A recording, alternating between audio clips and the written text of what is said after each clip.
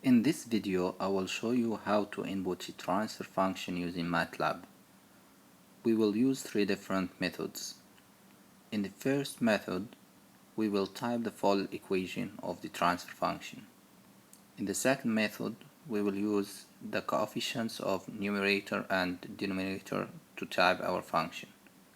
And in the third method, we will use only the zeros and poles and the gain of the transfer function.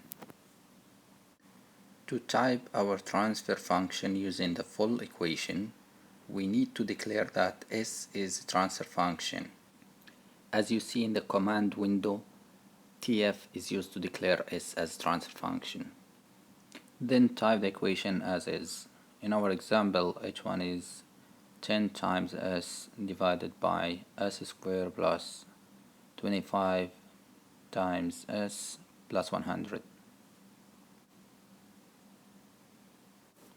Our transfer function H1 appears on the command window and it appears also on the workspace.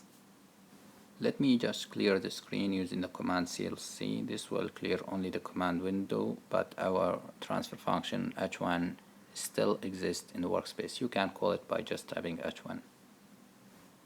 The second method for transfer function in Matlab is to use the function TF followed by numerator coefficients and denominator coefficients. These are 10 and 0 in the numerator, then 1, 25 and 100 in the denominator. Here's another example to input a transfer function using the coefficients method.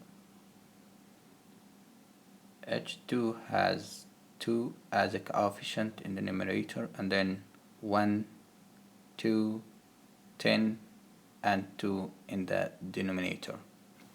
The third method I want to show you in this video to input transfer function in Matlab is to use the function zeros and poles. In this method we use ZBK. Z stands for zeros, P for poles and K for gain. Our example H3 has 2 zeros. These are 3 and minus 4. And also it has 4 poles. These are 0, minus 2, minus 10 and minus 15, while the gain is 100. One interesting thing in Matlab, we can view the coefficients of H3 even though it has been entered using the 0 pole gain. All we need to do is just to type TF-H3 and here we go. On the other hand side, if we call H2 which has been entered using the coefficients, you can also view its 0 pole gain using ZBK H2. This method shows only real zeros and real poles. To find all zeros and all poles in Matlab, we can use the function 0 and the function pole. For example, 0 for H2 gives empty matrix. That means there are no zeros. The poles can be found using the function pole followed by the system name.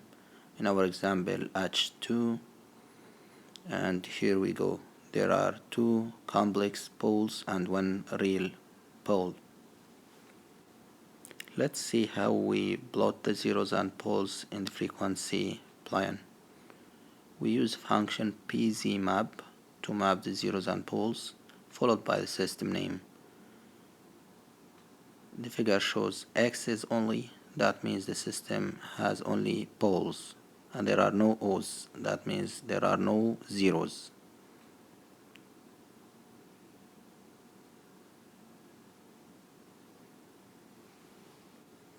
Another example for zero pole mapping is pzmap H1. If we look into the figure, we will see that H1 has 2 poles and 1 zero.